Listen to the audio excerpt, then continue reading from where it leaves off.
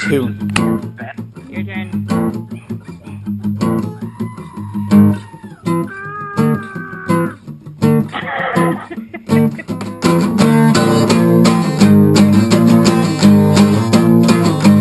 I'm still tagged.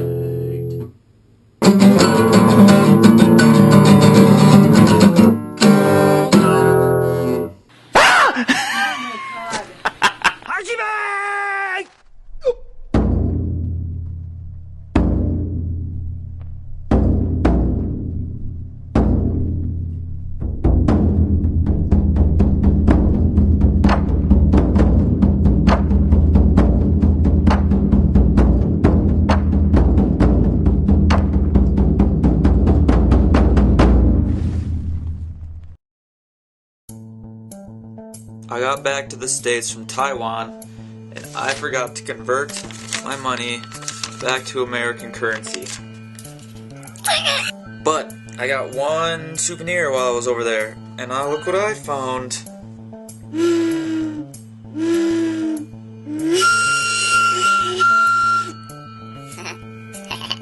So this vlog is all about the week after Puerto Rico. So it's Taiwan and the week before my training. So here we go. Alright, so we had another rough week of training because of juggling everything, and I really don't like how my training schedule has been. But you do with what you can. And I still haven't figured out that formula. Not quite yet. Same workout as last week, except now I'm at Hastings instead of Apple Valley. 4x20 pulling a 50-pound sled. 4x30 pulling a 25-pound sled. Now I'm gonna go 2x40 and 2x50 without a sled. See how those feel. My acceleration day, I haven't been feeling very poppy anymore because of, lack of the essentials like sleep and quality training. So I added a few plyos in there, and surprisingly, I'm like strong enough to do them, and hopefully they build a little bit more pop into my system. Vaulting, I jumped with the high school kids again because I couldn't find a time that would work with Steve and Caroline. Son of a bitch. Again, it went all right. Started working on some things, and yeah, it's close to jumping 5 meters again from 4, which is all right. We were still working on just getting that pole open and aggressively throwing my arms down to my legs, and it started to work. And now I'm starting to think maybe I gotta aggressively swing my legs to my hands. We'll see. I don't know. Just ideas floating around in my head. There, look how deep we landed. What? We landed in the back of the square on that one. It's because instead of swinging... Before I knew it, Friday was here. And I leave for Taiwan on that Friday. I got to the airport 3 hours early because when you travel with poles, you never know what's gonna happen. Here's how it always goes. Here's the air guy who checks you in at the counter. Are you the guy with the poles? Yes. This is gonna be a huge problem. I figured. And they look at you and they look at the poles. Unless it's Southwest. I've never had issues with Southwest. You just show them the poles and they're like, oh, poles. Boom, you're done. But I was flying United. And sometimes United's really good, but if you get people who've never handled pole-vault poles before, they're just like... Do I have to weigh each pole individually? Do I weigh the whole bag? Do I have to carry it? Where do I put the sticker? Is it gonna fit on the plane? Can we cut them in half? They bend, right? Can I bend them? Oh, God. Just put them on the plane as is. Don't bend them or break them. Please don't do that. And it makes me super nervous. It makes any vaulter nervous because you have thousands of dollars in a pole bag and they're talking about cutting them in half just so they can fit on the plane. Don't break the poles! So after the pole issue, the guy looked at me and he's like, "You're going to Taiwan, right?" I'm like, "Yes, sir. I'm going to LA, straight to Taiwan." He just goes, "You're gonna have a problem." I'm like, another problem? I thought we already went over problems with the poles. He goes, your travel agent listed your first name as your last name as your first name. So I'm like, "What?" And they're like, "So I don't have a problem sending you over there, but getting back into the States might be a huge problem because your passport and your ticket do not match. First off, who forgets their GoPro in the cities? So I'm gonna do everything with my phone. So I'm freaking out about, well, I guess I'm gonna go to LA, and if they don't let me on, I guess I'm gonna have a cool story and try and call some people that I know in LA. Or I get on the plane. Now here's the next sketchy part that could happen. I could get all the way over there, and they might not let me come back to the States because my thing's wrong. So I have no idea what's gonna happen. It's kind of goofy. Yeah, very sketch. I have 3 first names, Shawn, Michael, and Francis, so that's just terrible. The guy's like, yeah, we can get you to LA, and they'll probably get you onto the plane, but you'll have to beg and plead your case. So I was like, Well, I got nothing else to do. Let's go to LA and see what happens. So, there I went. Been awake for 24 hours.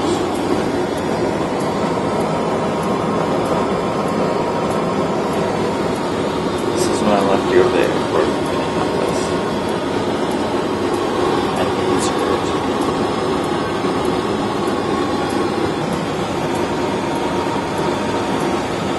And so I got on the plane, and I get to Taiwan.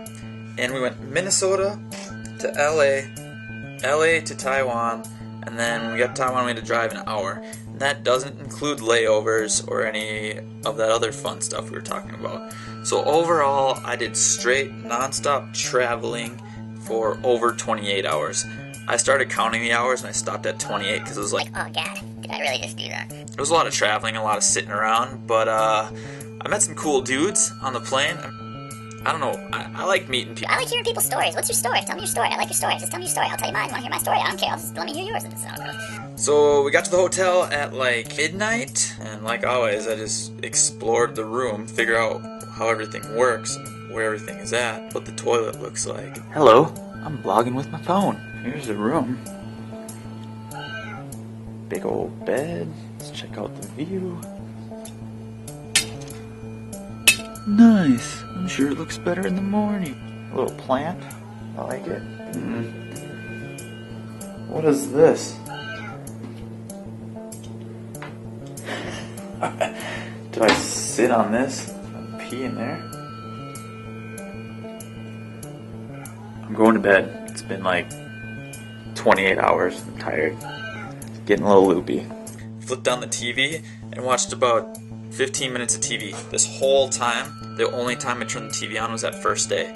Because when I watched it, the first thing that came on, their locals were riding on a roller coaster. Well, they had one balloon in their hand. The winner was the one who got through the whole entire roller coaster without the balloon popping. 10 minutes of that, I was like, And there was another dude sitting like on his head, drinking milk and eating a banana. And whoever drank the milk the fastest while eating the banana while they were upside down won. You know what? Think of it now. I thought it was kind of strange. I was like, I don't know, this is kind of weird. Bet when people came over here and they saw like Fear Factor and we were eating like horse buttholes, they probably thought Americans are pretty weird too. Like, they're eating horse buttholes and bull testicles. And we're just standing on our head eating bananas. Those Americans are weird as hell. I don't know how I feel about square toilets. It's probably fantastic for those people with big square asses. I don't know, mine's pretty rounded. Stick with this guy. so I woke up in the morning. They had a buffet for all the athletes. I went to the very top and to eat breakfast, and they had anything and everything you could ever want. It was delicious. It was so good. And they had fruit I've never even heard of before, and I wish I could get my hands on it. So good. So good. So good. And then Darren Niedermeyer, he was the other pole vaulter who went along. Just another amazing pole vaulter, a 570 guy. He's like, hey Sean, there's a garden on the roof. Want to go check it out? I was like, yep. I do want to check out that garden on the roof. All the doors were locked. Not sure if we were supposed to do that or not. But here we go. So we went to the roof. I'm not entirely sure if we were supposed to open the window to go onto the roof, or we were just supposed to look at it through the window.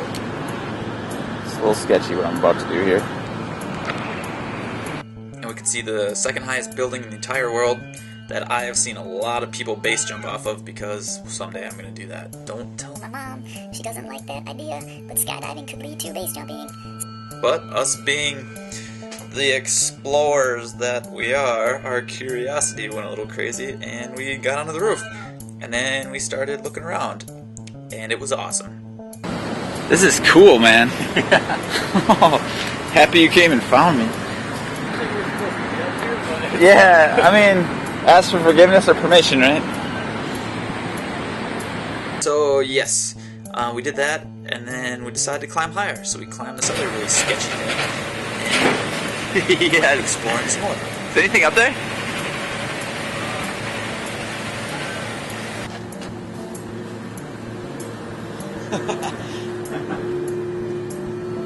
This is cool. Yeah. Someone's been having fun up here.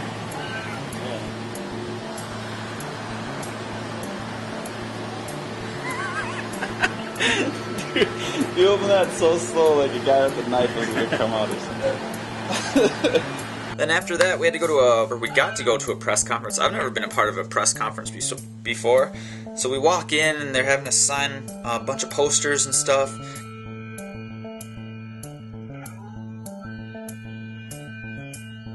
Kind of shoot us into this area, and there was a bunch of media people in there, and they sat us down, and all of a sudden, I couldn't understand what anyone was saying, but the gist of it was they were going to bring in this traditional dance with the dragon. I don't know what it's called, I feel like a jerk. It was dancing around, and it was to bring us all good luck for competing. And it was the coolest thing I've ever seen. They were throwing around, they had drums, kind of like the beginning of my vlogs.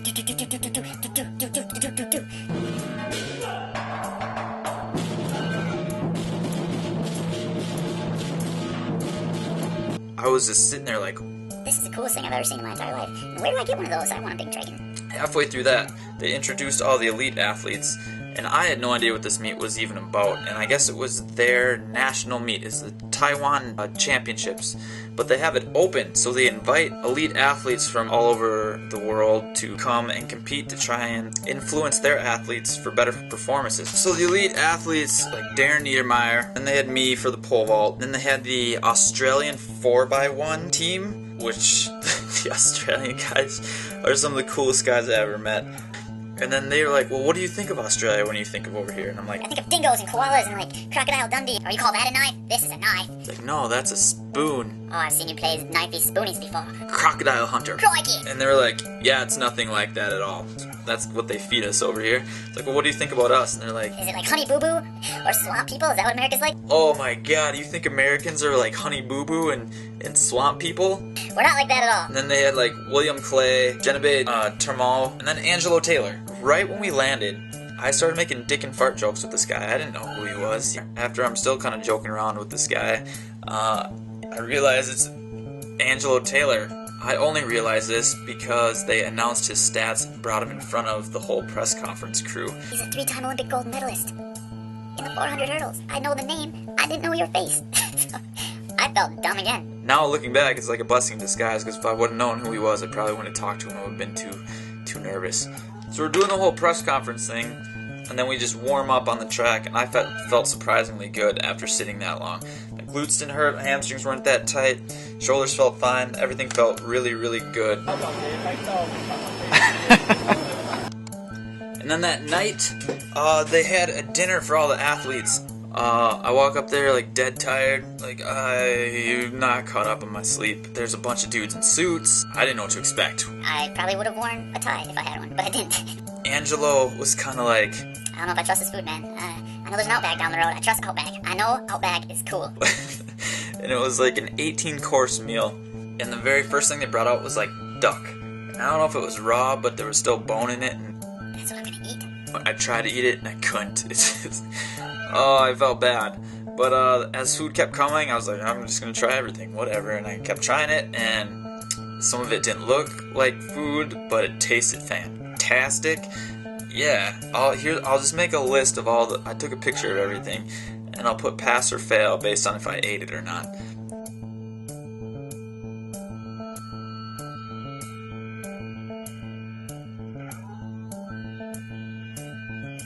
Oh! And right as soon as the entertainment started, like through our second course, they brought out a guy playing piano and a lady singing karaoke machine. And that's what they did for the entertainment. They had random people come up and sing karaoke.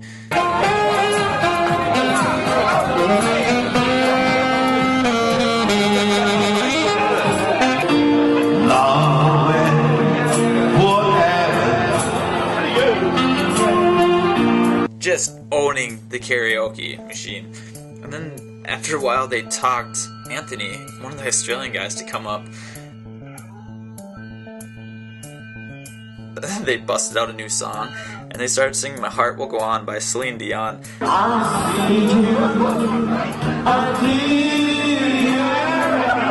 then all of a sudden 2 random dudes jumped on stage.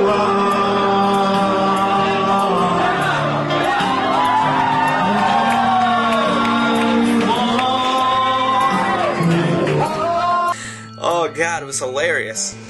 So I got a pre-meet in the very next day, ate some food, and then around lunchtime we decided to go check out Taiwan, go exploring a little bit.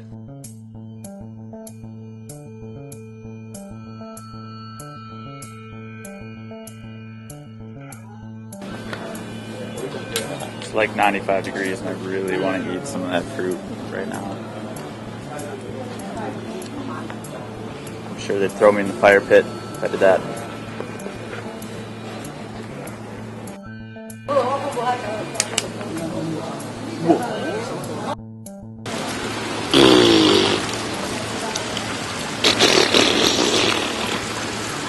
We saw some cool temples, and one of them, there was this guy in there guarding. I don't know exactly what was going on because I don't speak or read their stuff, but we found one guy and he said these guys stand facing each other for an hour and they can't move or blink. They can't blink. So I asked, like, how do you train not to blink? He looked at me and just goes, I'm not at liberty to tell you, but it is very, very difficult. What happens if they do blink? They go back to training. It's like, oh my god, they can't blink? That was crazy, but it was gorgeous. The place was awesome. It was really cool. The temples were awesome. We went to this, and it's like their main religion is like Buddhism over there, so it was really cool to me because I don't really practice religion or anything, but I like to follow Buddhism ways of doing things. It just makes more sense, and I've always felt better doing it. I'm gonna get sick looking at the ground. I'm not Buddhist, but meditation and things like that, so it was cool. It was right up my alley. One of the Australian guys taught me a Taiwan phrase called Ni Hao Jun, and it means you are very beautiful, or you are beautiful. Hi, Ni Hao Jun. Ni Hao Jun. Hello, Ni Hao Jun. Ni Hao Jun. And then later I found out that's not what it means, and no one would tell me what it means, so I have no idea what I was yelling at people. I could have been yelling, I have diarrhea! anyways, I was screaming some phrase in the wrong language at people without knowing what it meant. But some of the reactions were like, and some of them were like, Who's this guy? probably not the smartest thing to do. Okay, I've been talking about how awesome the Australian guys are, but Cam Shuri, one of the coaches, he's like, hey Shawn, if you need me to catch steps, catch mids, watch your vault, just let me know. I'll be more than happy to. Oh man, that would be great, because last week I didn't have anyone catch my mids, and it went terrible. And he stood in the stands and he was just like my coach for the day and helped catch my mids for me. Thank goodness I converted everything in my pole vault journal yesterday from feet to meters because everything was in metric. I didn't know where to start for my 4, 6, 9, or where my takeoff was supposed to be. So I converted everything quick, kind of put little tape marks down, figured out where to go from. Me and Darren get a couple 4s in, a couple 6s in, and right when we go back to fulls, they kick us off the runway. We have like 15 minutes left. What are you gonna do? Like, oh, no problem. So we jump back on the runway. Like, get off the runway! Okay. do we have time or not? She's like, you will get a jump. We're like, oh, okay. Maybe they just want to put up the crossbar. So we jump off. They gave everybody one jump at the crossbar. You kidding me? We thought we had 15 minutes where we'd get at least maybe 3 or 4 run-throughs from fulls. Didn't let the bar go any higher than 480, which is like 15.9 or something like that. And I've never done a full approach at a bar lower than 17 feet this entire year. Darren runs through and doesn't even swing it up. And then when I came up, I took it off the ground, but I was way under. And I look at Cam, and he just goes. So I was under like 2 feet on my mid, and a foot at my takeoff. And so we wait the whole time. The meet started at like 14 feet and slowly worked its way up to 5'10". I came in at 5'10", moved back those 2 feet, and took off, and was still like 6 inches to a foot under at my mid and a foot under at my takeoff still. But I swung it, took it up, made it, and then Cam just goes. So I went back another foot, and then at 430, second attempt. First attempt was a blow through because my foot was finally in the right spot. Second attempt, it was into a headwind. So I take 2 steps, and then I feel a headwind, and I only had like 15 seconds left on the clock, so I was like, let's see what happens, and I just blasted through it. I took off right on the money, came up a little short because of the headwind, but made it, and was just like, I got back, and I was just like, are you kidding me?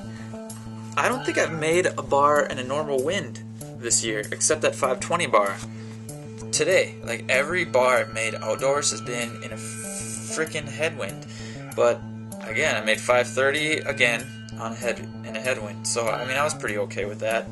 I was like, alright, let's go to 52, because I'm going to go up a stick. I was feeling tired because it was hot out. And it was muggy, so I went to 552. First jump, blew through the pole. I hit it so good because there wasn't a headwind on that one. And steps were in the right spot. Took off a little bit outside to swing it up and just toasted that 15.5 pole. It was just done. I had the standards at 70. And I went up to the 15.0 flex. Went up like a couple fingers on the grip.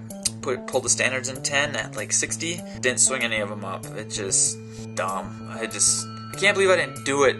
They both looked really good too, like watching the video. I only have the videos of my misses, which sucks, but beat myself up over that one.